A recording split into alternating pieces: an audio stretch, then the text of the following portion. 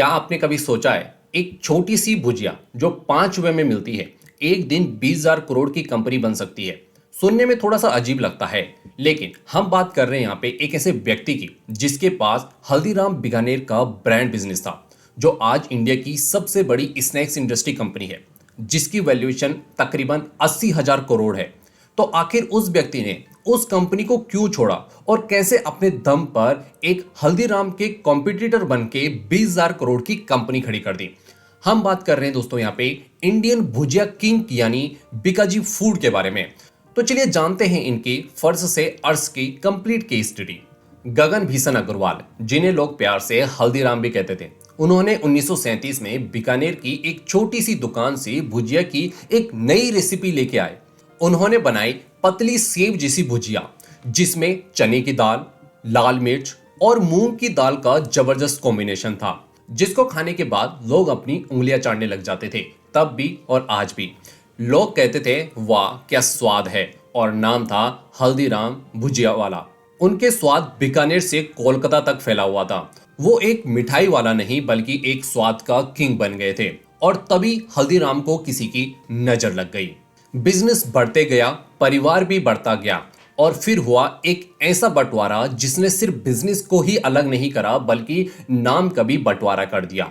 जी हाँ दोस्तों, हल्दीराम नागपुर, हल्दीराम दिल्ली, हल्दीराम कोलकाता, हल्दीराम बीकानेर के नाम से इनके बंटवारे हुए, जिसमें से हल्दीराम बीकानेर की जो ब्रांच है वो मिली शिव रतन अग्रवाल को, और यहीं से बीकाजी फूड का विजन स्टार्ट होता है। क्योंकि शिव रतन ने सोचा था मैं सिर्फ दादाजी के नाम को आगे नहीं बढ़ाऊंगा बल्कि मुझे अपना नाम बनाना है। तब उन्होंने 1993 में हल्दीराम को छोड़ दिया और अपना अलग नाम एक चुना, जिसका नाम था बीकाजी फूड। जिसके बाद उनका कहना था नाम भले ही अलग हो पर स्वाद वही रहेगा, और यहीं से स्टार्ट होता है एक न्यू जनरेशन का, एक नई कंपनी का। शिवरतन अग्रवाल ने जो डिसीजन लिया वो एक विजन था, और फिर क्या था, मैनुअल भुजिया बनाने के बजाय उन्होंने मशीन लगाई और मशीन से ही भुजिया बनाना स्टार्ट किया। हाइजीन और मॉडर्न पैकेजिंग पे ध्यान दिया, ग्लोबल एक्सपोर्ट शुरू करा, जिससे कि ग्लोबल मार्केट में उनकी प्रेजेंस को बढ़ावा मिला एंड उनकी ब्रांड को अलग वैल्यू मिली, और एक प्रोफेशनल मैनेजमेंट तैयार करा जो उनके बिजनेस को अच्छे तरीके से रन कर सके।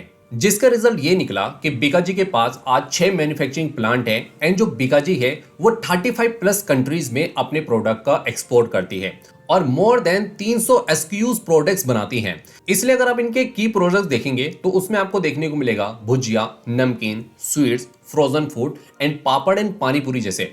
लेकिन इसके अलावा अगर आप देखेंगे इनका जो सबसे ज्यादा जो रेवेन्यू आता है वो आता है दोस्तों भुजिया और नमकीन से, जो आता है इनके रेवेन्यू का 70%। यानी जो इनके प्रोडक्ट है उसमें जो सबसे ज्यादा बिकता है वो बिकता है इनका भुजिया एंड नमकीन, जो हमें पता भी है। लेकिन बीकाजी फूड की जो असली पॉपुलैरिटी एंड जो ब्रांडिंग हुई वो तब नहीं हुई थी, वो हुई थी 2022 में जब इनका आईपीओ आया था। जी हाँ दोस्तों, 2022 में यहाँ पे बीकाजी फूड स्टॉक मार्केट में आती है अपना आईपीओ लेके, जहां पे ये तकरीबन 881 करोड़ रुपए रेस करते हैं, और उस टाइम पे इनकी जो मार्केट वैल्यू थी वो थी दोस्तों 4,500 करोड़ की। तो आप लगा सकते हैं, लेकिन अगर आप करंट टाइम में देखेंगे तो करंट टाइम में जो बीकाजी फूड्स की जो मार्केट वैल्यू आपको देखने को मिलेगी वो आपको देखने को मिलेगी 15,000 से 20,000 करोड़ के बीच में। क्योंकि स्टॉक मार्केट में कभी भी मार्केट वैल्यू स्टेबल नहीं होती है, तो उसमें थोड़ा बहुत आपको अप एंड डाउन आते हुए देखने को मिल सकता है। लेकिन जहां से इनका ब्रांड पॉपुलर हुआ, ज्यादा से ज्यादा लोगों को पता चला, वो हुआ 2022 से, जब इनका एक्सपोर्ट बड़े लेवल पे बढ़ा,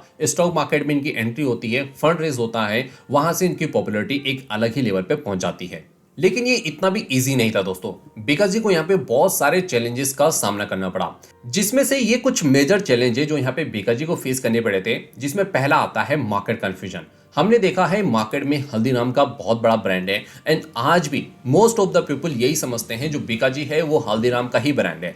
देखो ऑब्वियस सी बात है, जो बीकाजी है वो निकला हल्दीराम से ही है, लेकिन करंट टाइम में दोनों के दोनों अलग ब्रांड है, जो कि बीकाजी को प्रूव करने में या लोगों की मेंटेलिटी बनाने में काफी ज्यादा यहाँ पे टाइम लग गया। इसके बाद देखने को मिला हमें रीजनल कंपटीशन। हमने लास्ट वीडियो में बात करी थी बालाजी वेफर्स की कि किस तरह से उन्होंने गुजरात में, फिर पुणे में, महाराष्ट्र में अपनी पकड़ बनाई। इसी तरह से बहुत सारे ब्रांड है जो रीजन वाइज यहाँ पे काफी ज्यादा स्ट्रॉन्ग है। तो सेम प्रॉब्लम यहाँ पे बीकाजी को भी उठानी पड़ी, क्योंकि ऑलरेडी जो पुराने रीजन है वहां पे बड़े बड़े प्लेयर थे, तो ये उनके लिए कहीं ना कहीं थोड़ा सा टफेस्ट चैलेंज हमें देखने को मिला। तीसरा जो चैलेंज था वो था दोस्तों यहाँ पे स्केलिंग का प्रॉब्लम। हमने देखा जो रूरल एरिया आता है एंड जो सेमी रूरल एरिया आता है उसमें थोड़ा सा एक्सपेंशन करना, अपनी स्केल्स को बढ़ाना इतना इजी नहीं होता है किसी भी न्यू ब्रांड के लिए। वही सेम प्रॉब्लम यहाँ पे बीकाजी फूड को भी फेस करनी पड़ी। इसके बाद यहाँ पे एक और प्रॉब्लम थी इनकी मार्जिन्स के। अभी भी अगर आप देखेंगे 5 से 10% के बीच में आपको यहाँ पे इनके मार्जिन्स देखने को मिल जाएंगे, जो कि काफ़ी कम है अदर कंपनीज के कंपैरिजन में। लेकिन एक चीज़ पॉजिटिव है कि ये काफ़ी स्टेबल है, जो कि हमें अदर कंपनीज में नहीं देखने को मिलता। एंड इसके बाद जो सबसे बड़ा चैलेंज बीकाजी फूड को फेस करना पड़ा, या मैं कहूंगा फेस करना पड़ रहा है, वो है दोस्तों inflation, rising of material cost. जी हाँ दोस्तों, आपने देखा एक भुजिया बनाने में आपको दाल लगती है, बेसन लगते हैं, बहुत सारे वेरिएबल्स स्पाइसेस लगते हैं। वहीं पे अगर आप करंट टाइम में देखेंगे तो इन्फ्लेशन कंटिन्यू बढ़ रहा है, इन सारे प्रोडक्ट के प्राइसेस कंटिन्यू इंक्रीज हो रहे हैं, जिस वजह से यहाँ पे जो बीकाजी फूड है वो अपनी भुजिया या अपने प्रोडक्ट की जो प्राइसिंग है उसे नहीं बढ़ा सकती, जिस वजह से उनके मार्जिन कंटिन्यू डिक्रीज हो रहे हैं। ये चैलेंजेस इनके साथ में हमेशा रहने वाला है। अगर यहाँ पे थोड़ा सा इन्फ्लेशन कम आता है तो यहाँ पे इनके लिए बेटर होगा, अदरवाइज ये चैलेंज इनको कंटिन्यू फेस करना पड़ेगा। लेकिन मैं आपको बता दूं, बीकाजी ने इन सारे चैलेंज को बहुत ही अच्छे तरह से यहाँ पे फेस करा है, बहुत ही अच्छे तरह से हैंडल करा है, जिसका सिंपल सा एक ही रीजन है, वो है इनका विजन एंड कंसिस्टेंसी, जो इनको बहुत ही अलग बनाता है अदर कंपनी से। इसीलिए इनसे हमें बहुत सारी लर्निंग मिलती है जो हमें अपने आप पे, अपने बिजनेस पे इंप्लीमेंट करने की जरूरत लगती है। जिसमें सबसे बड़ा लेसन आता है कि लेगेसी डिपेंड नहीं करती है आपके फैमिली में क्या बिजनेस करते आ रहे हैं, आप उस बिजनेस को कंटिन्यू करेंगे या नहीं करेंगे, ये नेसेसरी नहीं है। अगर आपको लगता है कि आपका विजन कुछ और है, आपको किसी और चीज में इंटरेस्ट है, तो आप वहां पे पिवट कर सकते हैं। ये कोई नेसेसरी नहीं है कि आपको उसी लेगेसी को कंटिन्यू करना है। इसके बाद जो सबसे बड़ा लेसन ये है कि परिवार में अगर कोई भी बंटवारा होता है या परिवार से रिलेटेड कोई भी प्रॉब्लम आती है, तो उसका इंपैक्ट आपके बिजनेस पे किस तरह से पड़ेगा एंड किस तरह से आपको उसे टैकल करने की जरूरत है। हमने देखा कि किस तरह से हल्दीराम का बंटवारा हुआ, लेकिन उसके बावजूद यहाँ पे बीकाजी फूड एक $1 बिलियन की कंपनी बनी है। तो इस चीज को आपको समझने की जरूरत है। तीसरी लर्निंग या तीसरा लेसन यहाँ पे यह आता है कि देखो ये भुजिया जो ₹5 का प्रोडक्ट है, उससे भी हम कई करोड़ों का बिजनेस बना सकते हैं। तो इसलिए अगर आपके पास में कोई भी आइडिया है, चाहे वो कितना भी छोटा क्यों ना हो, चाहे आप ₹2 की कोई टॉफी बनाना चाहते हैं या कुछ भी, उसे आप कम मत सोचिए। वो एक ₹2 का बिजनेस भी आपको करोड़ों का बिजनेस बना के दे सकता है।